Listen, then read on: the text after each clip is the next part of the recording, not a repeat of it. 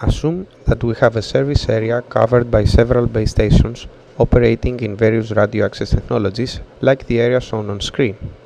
The blue cells correspond to LTE base stations, the small purple cells to femtocells located in apartments, and the yellow cells to wireless LAN hotspots. We assume that the terminals that exist in the area can connect even simultaneously to any of the available networks.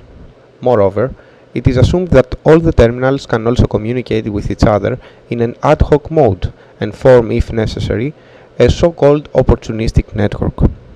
Opportunistic networks are operator-governed, temporary, coordinated extensions of the infrastructure. They are dynamically created in places and at the time they are needed in order to deliver to mobile users the requested services at the appropriate QoS levels, costs, etc.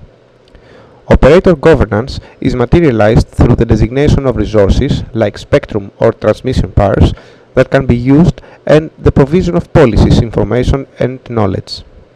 They can comprise network elements of the infrastructure and terminals, potentially organized in an ad hoc network mode.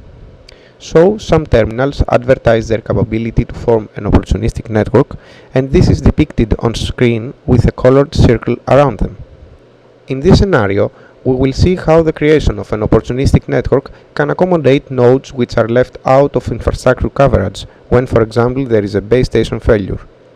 We are going to cause a malfunction at base station LTE16, located on the right side of the service area, that currently serves mobile terminals 2 and 5.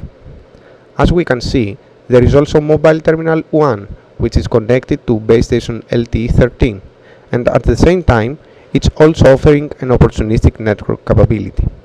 When LTE16 disappears, Terminal 2 discovers Terminal 1 and settles the creation of an opportunistic infrastructureless network, and uses Terminal 1 as a gateway to connect to the network and continue receiving its services. Mobile Terminal 5 cannot discover Terminal 1 to do the same, but when the opportunistic network between the other two terminals is finally formed, it discovers it through Terminal 2 and it joins as well. In this way, all the nodes found a way to the infrastructure so as to continue receiving their services. When the problem with the base station is resolved, the terminals terminate the opportunistic network, release the reserved resources, and switch back to the direct communication with the infrastructure.